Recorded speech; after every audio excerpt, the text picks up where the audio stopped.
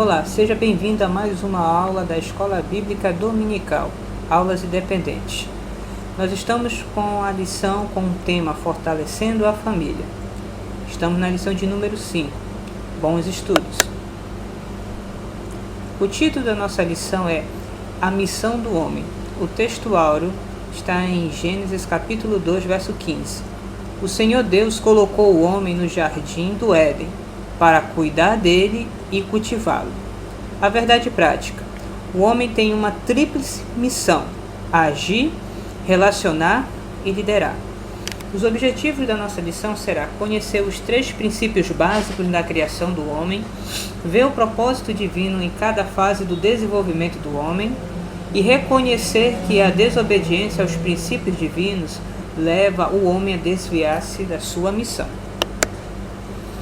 Vamos fazer a nossa leitura semanal. Gênesis 24, 26. Então o homem curvou-se em adoração ao Senhor. Gênesis 39, 2. O Senhor estava com José, de modo que este prosperou e passou a morar na casa do seu senhor egípcio.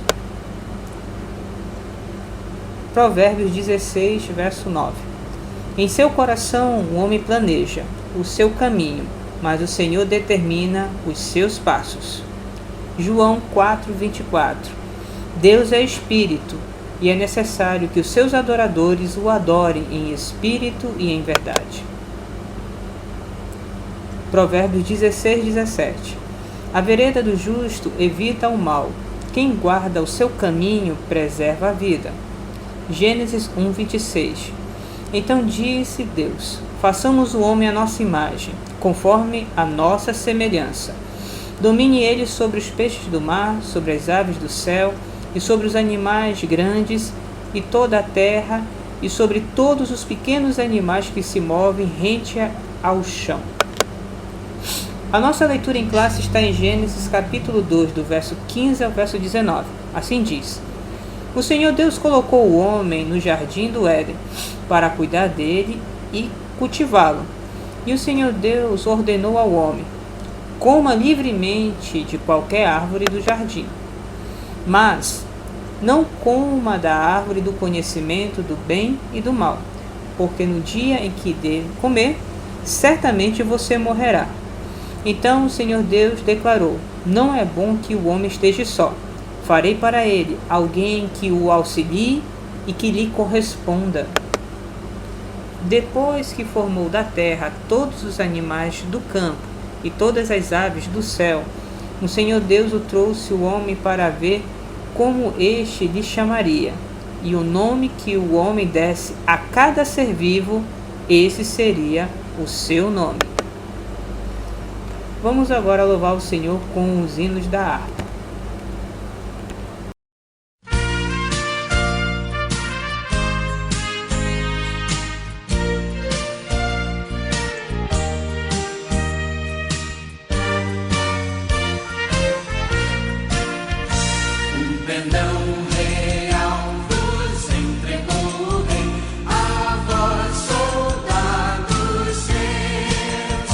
Corajosos, pois em tudo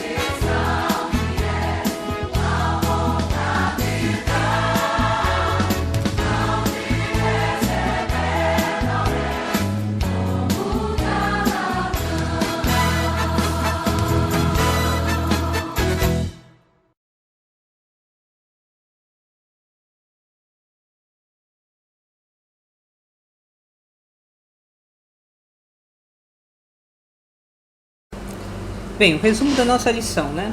Vamos estar fazendo a nossa introdução, dividido novamente em 3 partes. Primeira parte, a missão do homem, subdividida em atividade, relacionamento e autoridade. Parte 2, estágios da vida, subdividida em infância, juventude e maturidade.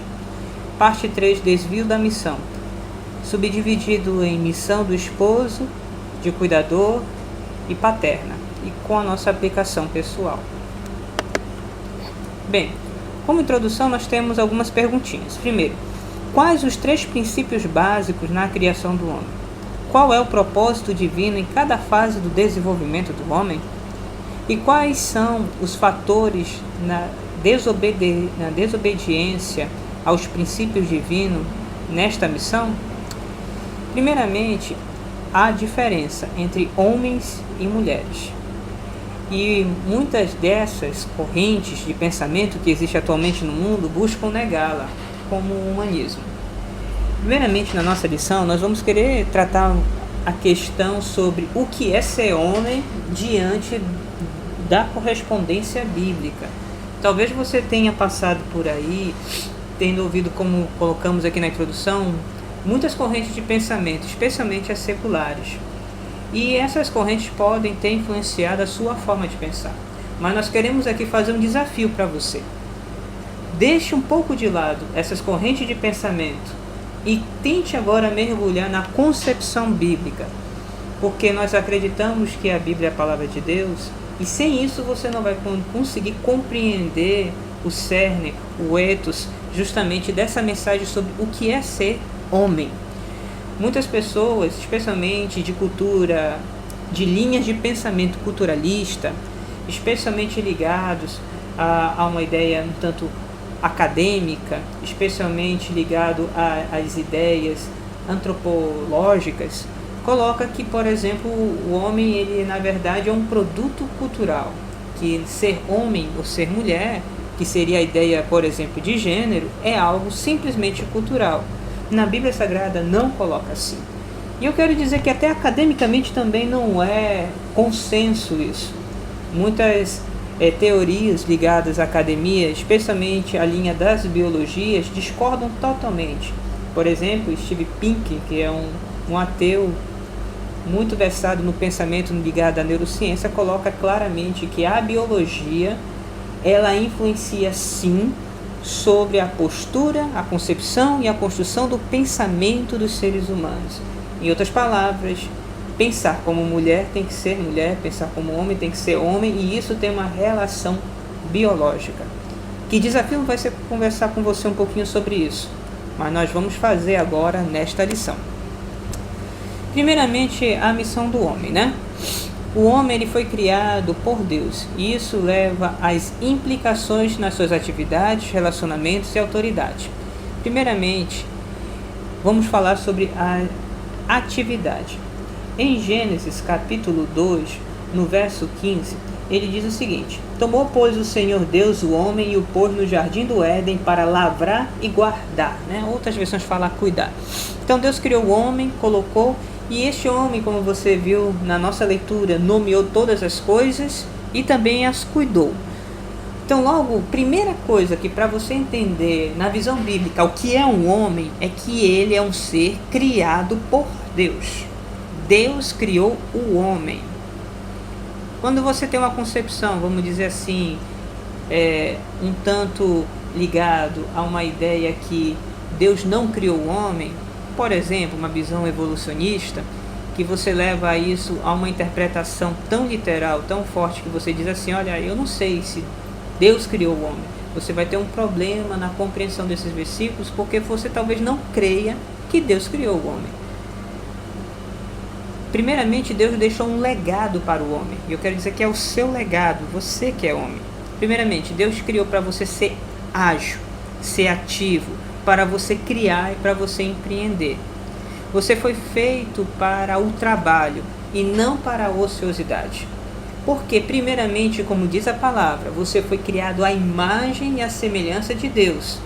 Então você reflete a sua natureza criativa e ativa de Deus.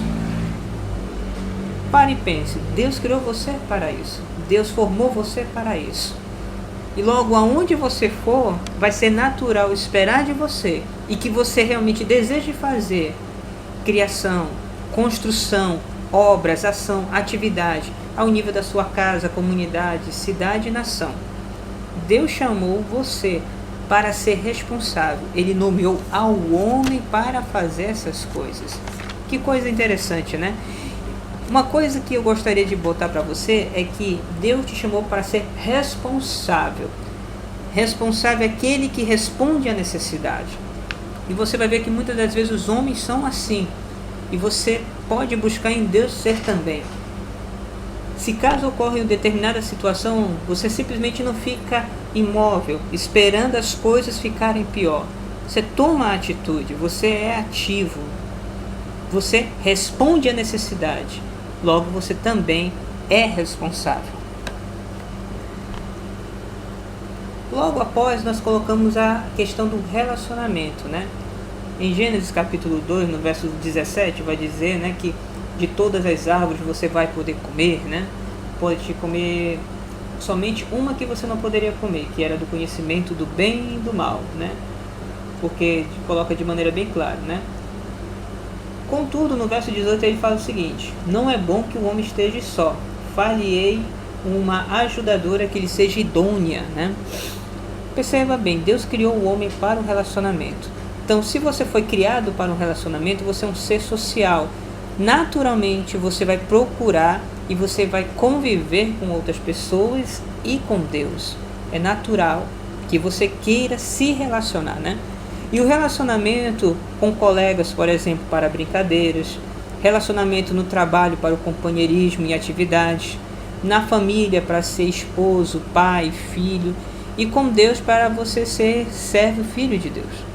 Logo, Deus, ele busca que você tenha relacionamentos equilibrados, que aonde você se relacione, você possa refletir a graça que ele tem por meio da sua vida.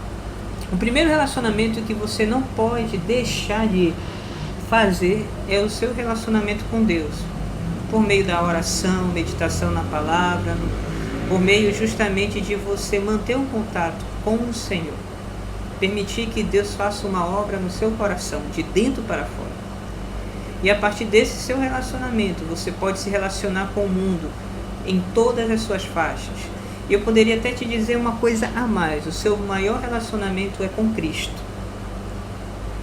Assim como Cristo foi, você precisa ser. Assim como Jesus foi, você precisa ser. E especialmente assim como Jesus morreu na cruz do Calvário, morreu pela sua vida e ressuscitou, você também é uma nova pessoa na imagem de Jesus. Quando você tem um relacionamento com Deus, você não cai em nenhuma idolatria. Primeiramente, você não vai deixar que nenhum relacionamento se torne algo tão importante que você perca a direção do seu viver. Muito pelo contrário, você vai saber exatamente como fazer as coisas, como você deve se relacionar como pai, como esposo, como colega, como amigo, em todas as áreas. Porque foi para isso que você nasceu, primeiramente para o relacionamento. Você vai ver lá que no Jardim do Éden, todos os dias o homem se encontrava com Deus na viração do dia. Assim como você também precisa ter o seu relacionamento. Deus criou você para ter relacionamento. E também para você se relacionar com todo o contexto que tem à sua volta. Preste atenção. Você não pode simplesmente desistir dos relacionamentos. Você reflete a imagem de Deus, a de Jesus. E eu coloquei aqui alguns versos de Jesus como pastor. João, por exemplo, 10:10 fala: eu sou um bom pastor, e o bom pastor dá a sua vida pelas ovelhas. Eu as chamo e elas ouvem porque conhecem a minha voz.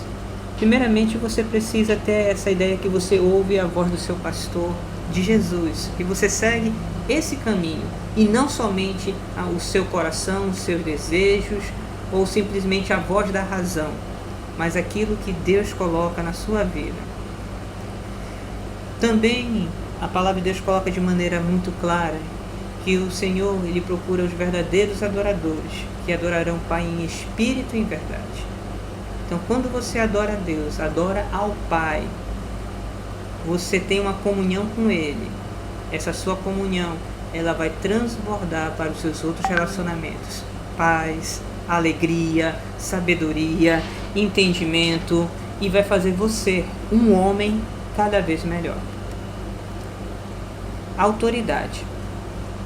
Você vai ver de maneira bem clara que Deus trouxe todos os seres para o homem nominar, né? E aquele nome que ele escolhesse assim seria. E para cuidar. Isso tem um significado. Primeiramente, o homem foi criado para exercer domínio e autoridade. Então você não precisa simplesmente alguém que lhe dê. Você vai possuir domínio. E quando você tem esse domínio, é porque você tem essa autoridade.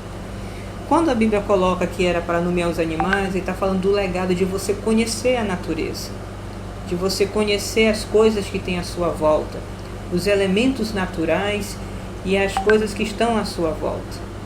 E para cuidar da terra, que está falando sobre o trabalho e sobre o cuidado com as coisas que tem à sua volta. Isso chama atenção para outras responsabilidades também.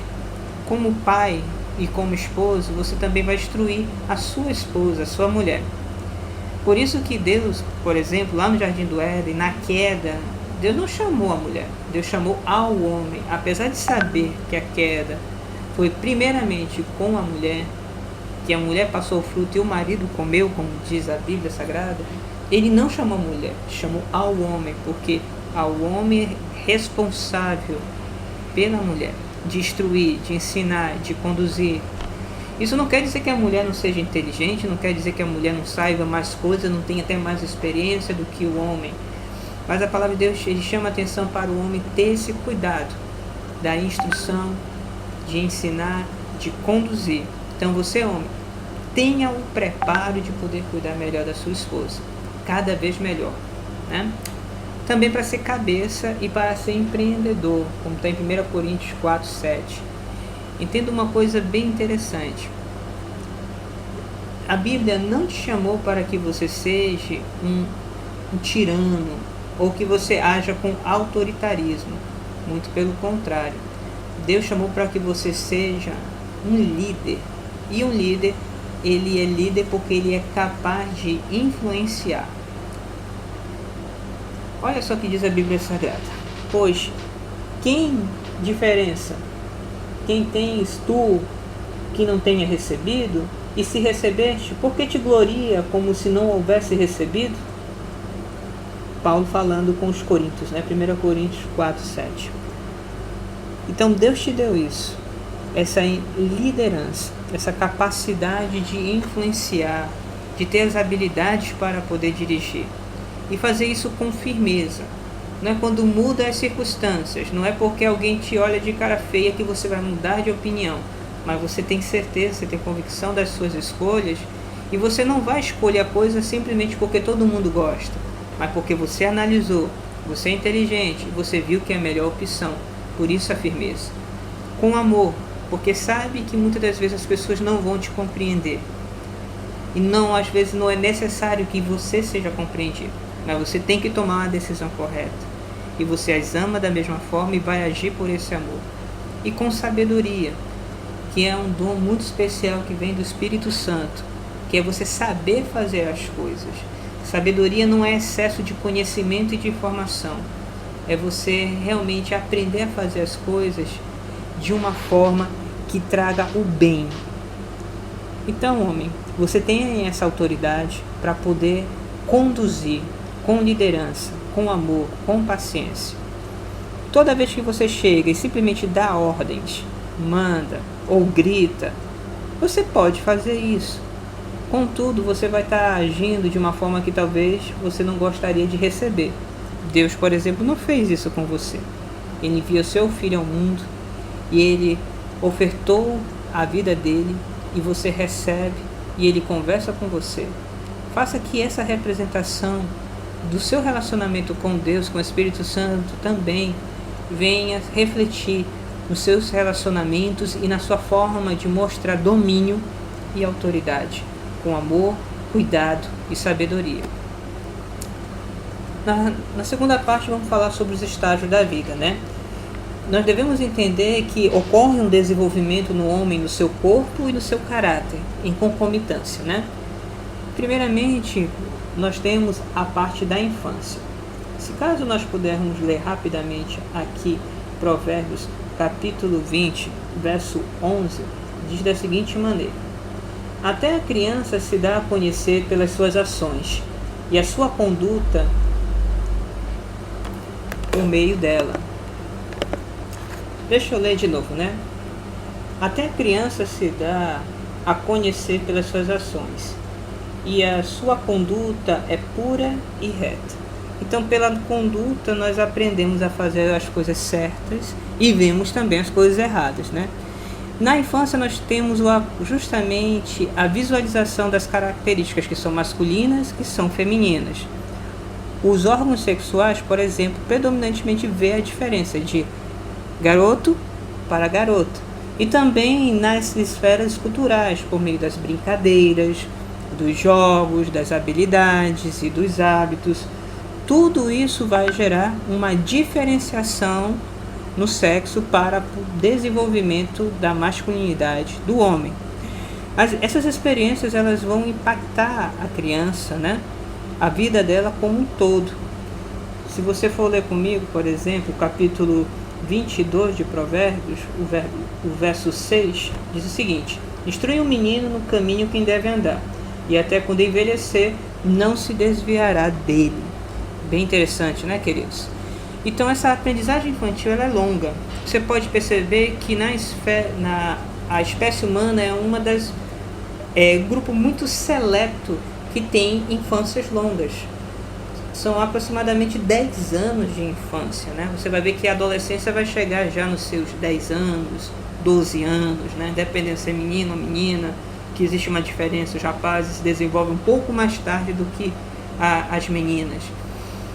E nesse desenvolvimento, justamente é para ter aprendizagem, é justamente para que você tenha um conjunto de vocabulários, leitura, desenvolvimento cognitivo, cultural, em várias áreas. Por exemplo, uma criança até 5 anos, ela pode aprender com facilidade mais de 2, 3 idiomas. Tranquilamente ele aprende, a sua cabeça é uma esponjinha de aprender. E nesse período, com muita responsabilidade, o garoto ele vai poder se desenvolver, como está colocado em Lucas 2:20, né? Que crescia Jesus, né, na graça e no conhecimento.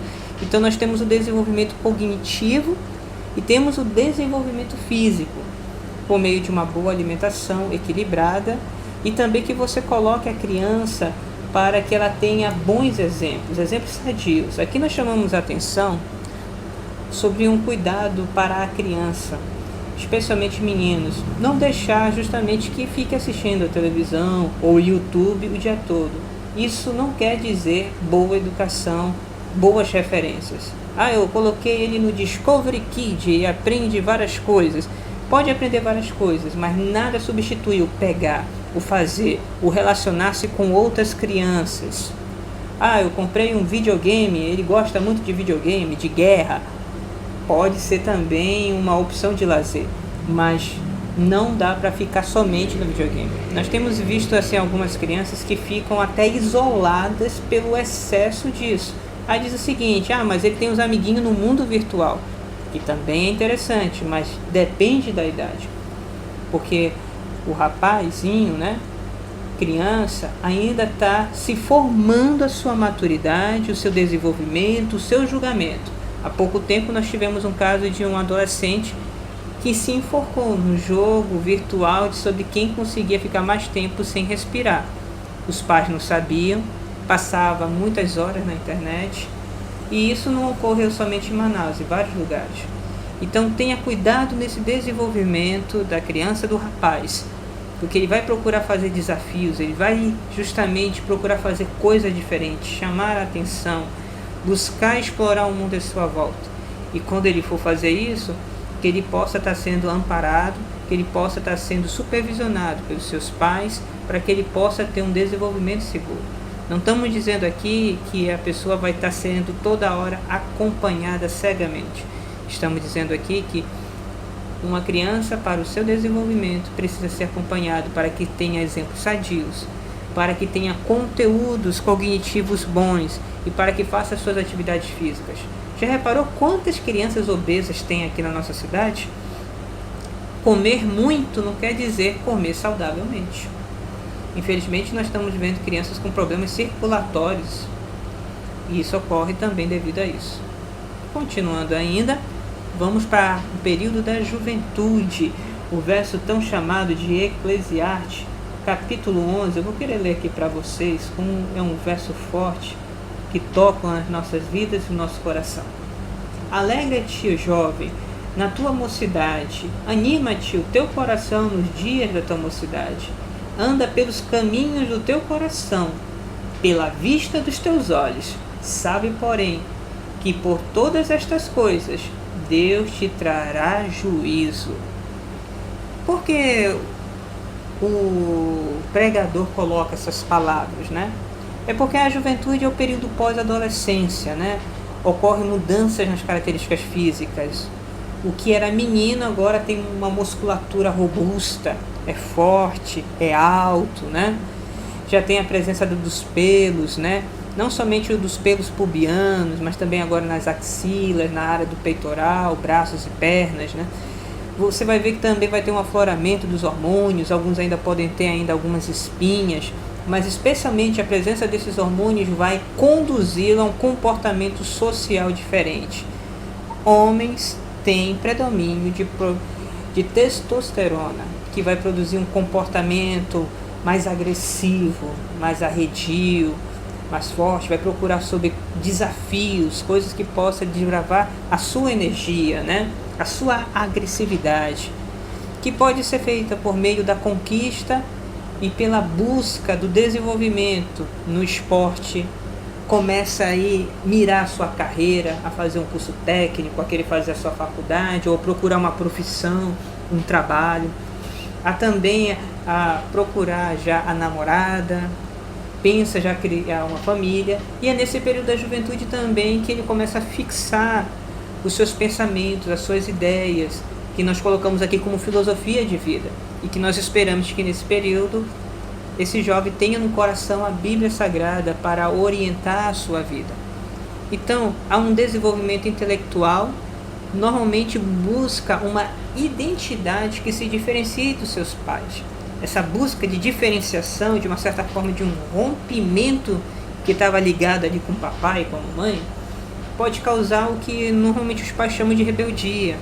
Por exemplo, o filho protesta muito, discorda demais, quando o pai e a mãe falam alguma coisa, aí dá para trás, né? Quando o outro fala, ele concorda, mas quando é o pai, a mãe, não concordo, e briga e tal. É porque está buscando uma diferenciação, uma identidade, que é o que é ele diferente do pai, o que é ele diferente da mãe. Isso ocorre um pouco, mas estabiliza, é uma fase, né? Nessa fase, a Bíblia Sagrada traz muitos exemplos. Quero destacar aqui um que na revista coloca sobre Daniel 1:8, que ele fala o seguinte: Daniel, ele era um rapaz forte, saudável, inteligente. Estava sendo levado como escravo para uma terra distante, que ele não conhecia. A palavra de Deus coloca de maneira bem clara que mesmo Daniel sendo jovem, ele colocou no seu coração em não contaminar-se com as iguarias dos reis. Por que ele coloca isso? Eu quero botar aqui um adendo. Por que ele diz isso? Por que coloca Daniel? Primeiramente, Daniel, ele era saudável, ele era formoso, ele era inteligente. Talvez isso já bastasse. Mas a questão ali é que ele foi chamado por ter essas qualidades para abdicar das suas tradições, da sua religião e das suas convicções. Ele deveria estudar toda a sabedoria dos caldeus. E a questão de comer a comida, as iguarias do rei, era justamente para poder mostrar que aquela comida era melhor do que a que ele comia. Até o nome dele foi mudado. Por quê? Porque ia justamente em encontro aos deuses dos caldeus. Então eu queria mudar a identidade de Daniel, os hábitos de Daniel, o Deus de Daniel e as crenças de Daniel. Mas Daniel colocou no seu coração, sendo jovem, numa terra distante, talvez sem apoio, eu não vou me contaminar. E a palavra de Deus diz que Deus abençoou esse propósito de Daniel. Ele estudou, a sabedoria dos caldeus. Ele fez aquilo que deveria fazer. E a Bíblia Sagrada diz que ele e seus amigos foram encontrados 10 vezes mais sábio do que qualquer um dos outros jovens, fazendo aquilo que ele cria, que estava na palavra de Deus, em não se contaminar, em não deixar outras ideologias, outros pensamentos, outras formas atingir o seu coração. O engraçado é que ele conhecia as outras filosofias, mas ele mantinha a sua. Assim também você, jovem rapaz, não é errado você conhecer as outras filosofias, mas como diz também 1 Coríntios, tudo me é lícito, mas nem tudo convém. Posso fazer todas as coisas, mas não me deixarei dominar por nenhuma delas. Não se deixe dominar. Conheça, mas conheça principalmente a sua. Gênesis capítulo 39 coloca de maneira formidável a vida de José, que era jovem também, bonito, inteligente, e tudo que ele fazia, Deus abençoava. E foi chamado para morar na casa do seu Senhor, porque tudo que ele fazia era abençoado. Assim você também faça as coisas não para o homem, faça para Deus. E Deus vai abençoar o trabalho das tuas mãos e tudo vai prosperar. Contudo, sendo jovem, não se deixou ser seduzido por aquilo que conquistou. Quando a mulher do seu Senhor o agarrou e disse, deita comigo, ele poderia dizer, sou jovem, eu não iria resistir. Eu estava com os hormônios à flor da pele. Ele nada disse sobre isso. Ele falou, como eu poderia pecar contra o meu Deus? Deixou as roupas dele nas mãos dela e saiu correndo para não falhar contra Deus e também contra o seu Senhor. A Bíblia Sagrada diz justamente que ele não recebeu uma boa recompensa logo após, ele foi preso novamente. Mas naquela ocasião que ele foi preso, Deus usou aquela prisão para que depois ele pudesse ser o governador do Egito, o mais alto cargo que ele poderia ocupar naquela época.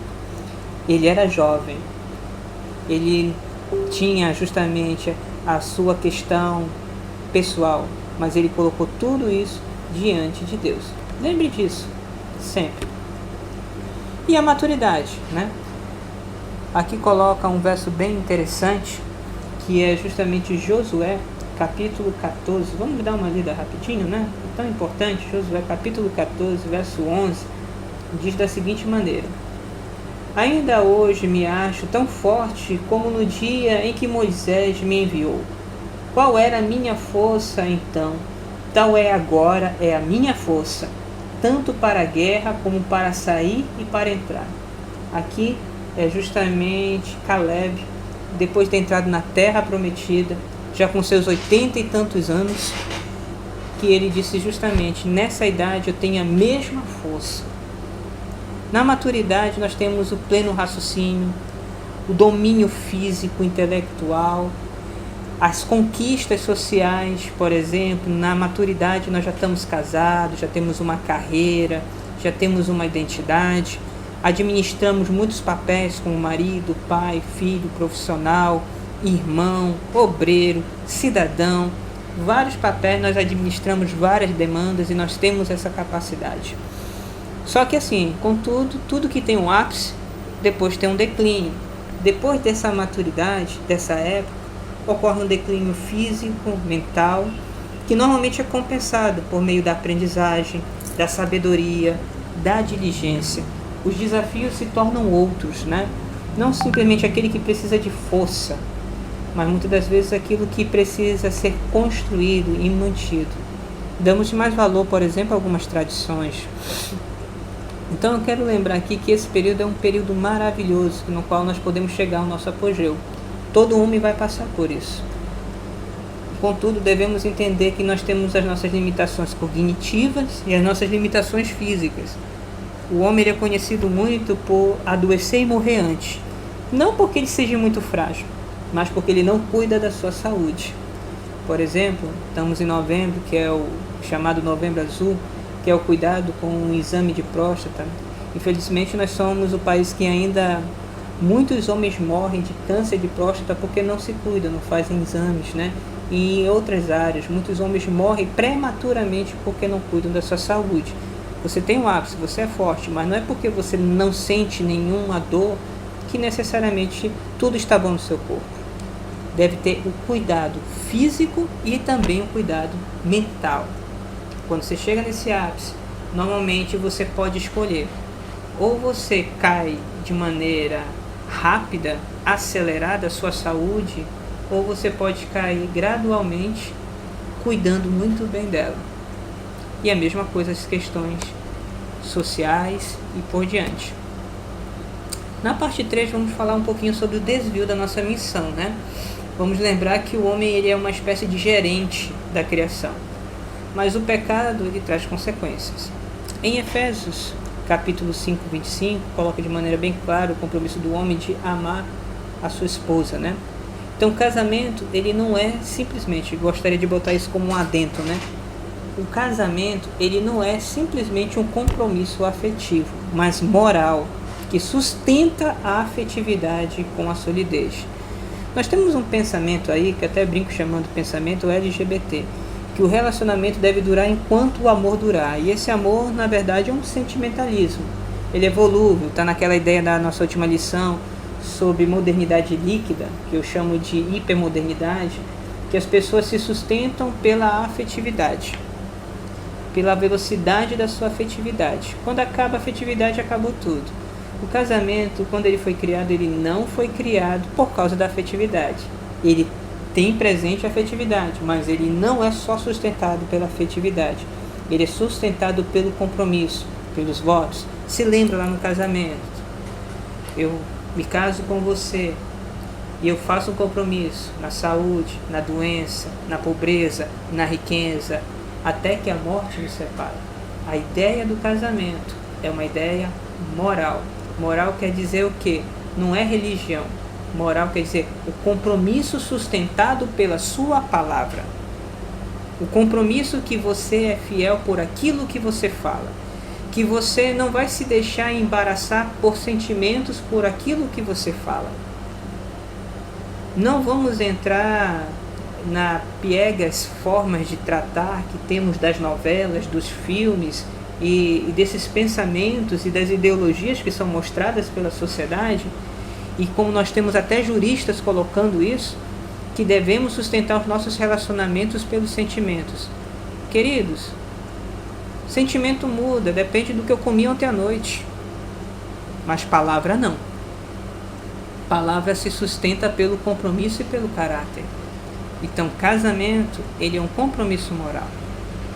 O engraçado é que até os gregos sabiam disso. Até os gregos, por exemplo, se casavam para ter os seus filhos. Às vezes tinha alguns deles que já tinham outras pessoas paralelas, mas entendia que a sua casa era a prioridade. Se o pagão pensa assim, imagina você que é salvo em Cristo Jesus, guarde a palavra de Deus, porque é isso que realmente é ensinado, como um compromisso moral. E é por isso que você não pode ser precipitado ao casar também. Primeira missão, amar sua esposa, né? Colossenses 3,18. Isso fará toda a diferença. Engraçado que a Bíblia Sagrada não fala para a mulher amar o esposo. Diz que tem que honrá-lo, respeitá-lo. Mas se você for parar para pensar, entre homem e mulher, quem leva mais fortemente os sentimentos é a mulher. Por que Deus não falou, por exemplo, que a mulher deveria amar ao homem? Tenho certeza que ela deve, com certeza, sim, amá-lo, né? Contudo, ele fala para o homem amá-lo. Vós, mulheres, sejam submissas aos vossos maridos, assim como convém ao Senhor. Vós, maridos, amai vossas mulheres, e não as trateis com asperamente. Colossenses 3, 18 e 19.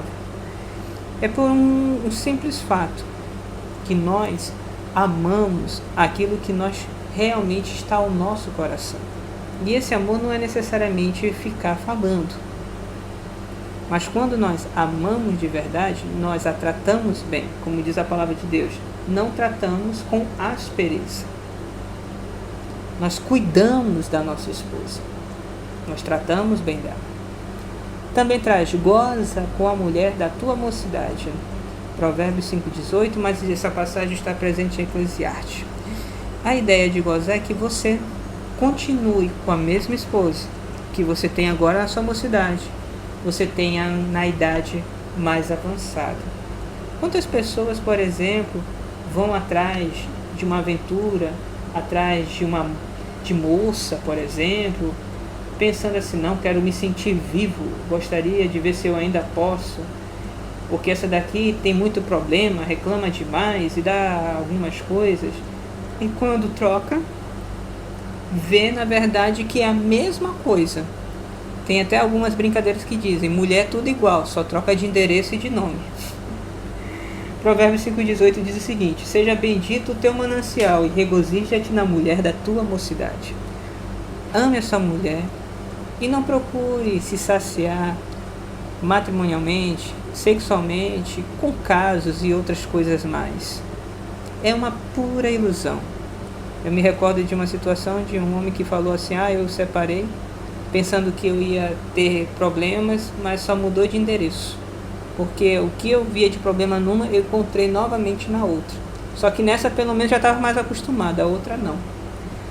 Então, a ideia da palavra de Deus, ele aconselha isso para os homens, porque ele sabe da tendência dos homens. Você vai ver normalmente muitos homens que chegam a uma determinada idade, especialmente depois dos 40 anos, que trocam de mulheres. Infelizmente nós estamos vendo aí o exemplo do nosso próprio prefeito, e entre outros, que não é somente ele, é da natureza humana caída, errar esse alvo, com missão de esposo, de manter a fidelidade com a sua esposa. É muito bonito. Eu vejo o exemplo, por exemplo, do sacerdote Zacarias e sua esposa ao terem João Batista. Eles já eram idosos de idade avançada, mas se mantinham fiéis diante do Senhor. Por causa dessa fidelidade, Deus escolheu eles para que tivessem um filho que seria grande diante dos homens. E Jesus disse que esse filho, que foi João Batista, foi nascido de mulher, o maior homem que teve. Pense nisso.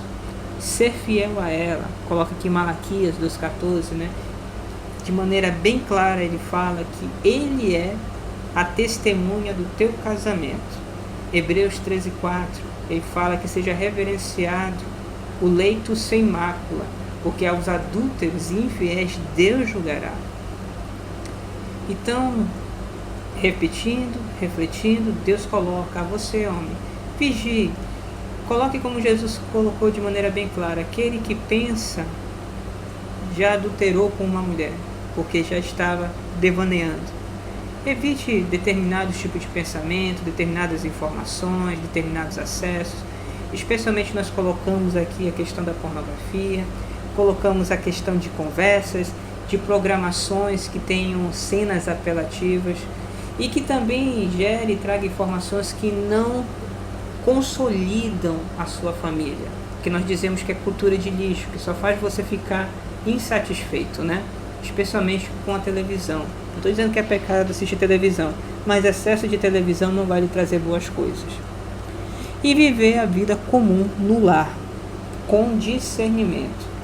Vamos ler aqui para vocês 1 Pedro, capítulo 3, muito interessante esse versículo, o verso 7, que diz da seguinte maneira: igualmente vós, maridos, vivei com elas com entendimento, dando honra à mulher, como vaso mais frágil, como sendo ela herdeira convosco da graça da vida, para que não sejam impedidas as vossas orações. Discernimento quer dizer que você entenda como funciona. Irmão, mas eu não entendo como pensa a minha mulher. Eu creio que você e quase todos os homens não entendem como pensam as mulheres. Mas foi por isso que Deus colocou você com uma esposa. Não foi simplesmente para entendê-la totalmente, mas fosse para você amá-la e para você, com discernimento, saber como é que ela reage. E a partir desse entendimento, dessa sabedoria, você viver com ela como um vaso mais frágil, entendendo que ela é herdeira da mesma promessa que você. Caso contrário, até suas orações podem ser impedidas.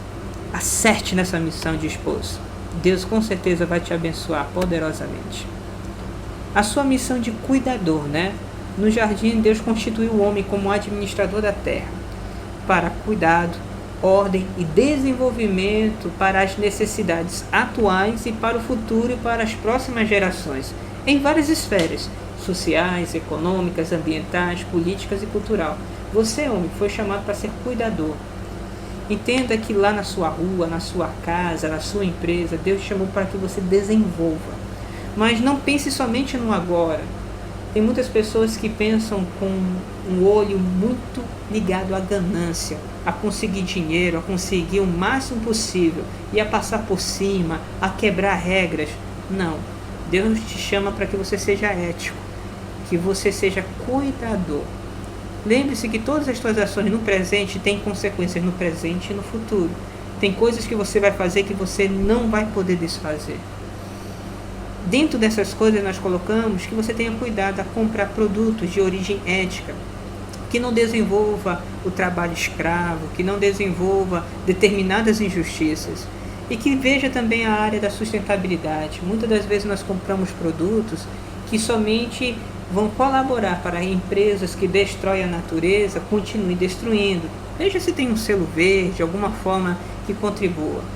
Veja que a sua conduta seja sustentável. Por exemplo, questão do lixo, se você joga no cesto, se tem coleta seletiva, se você também tem hábitos de problematizar formas econômicas que colaborem para que o nosso planeta não seja tão impactado por esse calor, por causa do excesso de gás carbônico e tantas outras coisas que estão destruindo o planeta. Você pode dizer, mas eu não posso fazer nada. Você pode sim. A sua contribuição pode colaborar muito. Na área individual como cidadão, como também você na indústria, no comércio, onde você for. Deus te colocou uma atribuição de cuidar desse planeta. Não fuja dessa responsabilidade.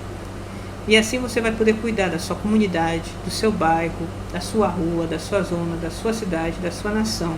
Se for necessário se envolver com política, se envolva de maneira santa na direção de Deus, na sua comunidade, com as lideranças, para tomar uma atitude, mostrar-se como cristão. E entenda que Deus vai abençoar. Você vai tratar com situações difíceis, mas Deus vai te dar sabedoria. E a última missão do homem, que é a missão paterna, né? Nós já lemos esse verso, Provérbios 17:6, né? Coloca de maneira bem clara que quando nós ensinamos a criança no caminho que deve andar, ele não vai se desviar. Lembre-se que é muito difícil desfazer um erro ou de mudar as consequências da ausência ou do abuso do pai. Veja os exemplos bíblicos. Ele era o sumo sacerdote, um homem que fazia a vontade de Deus, fazia sacrifícios. Você não vê, por exemplo, pecado de Eli, mas você vê a ausência de Eli justamente na educação dos seus filhos, de tal forma que os seus filhos foram chamados de filhos de Belial, e os dois morreram, e ele morreu no mesmo dia. Isso é ausência. Também não existe sucesso no ministério e na carreira profissional que justifique o fracasso da sua casa. Você pode ver também, 2 Samuel, capítulo 13, Davi não foi um modelo de pai. Ele fracassou na presença, na educação das suas filhas. Uma, infelizmente, foi estuprada por um irmão, meio-irmão, que não era irmão de mesma mãe. E depois esse irmão foi assassinado por um outro. E esse outro ainda tentou usurpar o trono do pai dele, que era o próprio trono de Davi. E nessa situação Davi não sabia como reagir, como colocar ordem na sua própria casa, e estava como rei. Ele com certeza foi um homem segundo o coração de Deus, mas claramente não quer dizer que você tem sucesso numa área que você necessariamente tem que abandonar a sua casa. Nada justifica esse tipo de fracasso. Então, você tem que fazer com o seu filho o quê? Dê o seu tempo para o seu filho. Você tem que justamente entender que a presença sua vai fazer toda a diferença. Coisas simples, por exemplo, acordar, o ver, ao dormir, falar, verificar os cadernos, ver o que ele está estudando, conhecer os amigos, saber por onde anda. Esse cuidado vai mostrar que você está presente. Ir para a reunião de pais e mestres e assim por diante. Ter um amor genuíno e não fingido. Fazer tarefas com seu filho. ter o cuidado físico dele, na sua saúde, levar no médico, verificar como está, fazer esportes, né? Mental, educá-lo, se possível levar para ele aprender um novo idioma, novas coisas, e o cuidado espiritual, ministrar na vida dele, orar com ele, fazer o culto doméstico, né? E a presença de um pai gera muitas coisas. A primeira, dá limites para a criança e para o adolescente. Sem o pai não tem alguns limites. Vai ter a referência masculina, do macho, tanto na esfera biológica como na esfera psíquica. Como eu falei anteriormente, muitos querem desfazer essa verdade, dizendo que ser homem é como se fosse algo cultural, algo que simplesmente é aprendido. Sim, com certeza nós aprendemos muitas coisas, mas nós aprendemos a partir de uma base biológica, de uma base que vai justamente gerar um raciocínio que nos conforma a ser um homem. A nossa aplicação pessoal. O homem, o macho da espécie, foi criado por Deus com um propósito específico de cuidar e proteger a vida na terra, especialmente da família, e viver plenamente essa missão conforme o propósito original e estar no plano de Deus. Vamos deixar 3 questões para você responder. Quais foram os 3 princípios básicos usados por Deus na criação do homem? Qual a passagem bíblica mencionada na lição fala sobre o estágio da maturidade do homem? E cite quais são as missões do homem estudadas nesta lição. Obrigado, agradecemos por você estar nos assistindo e bons estudos.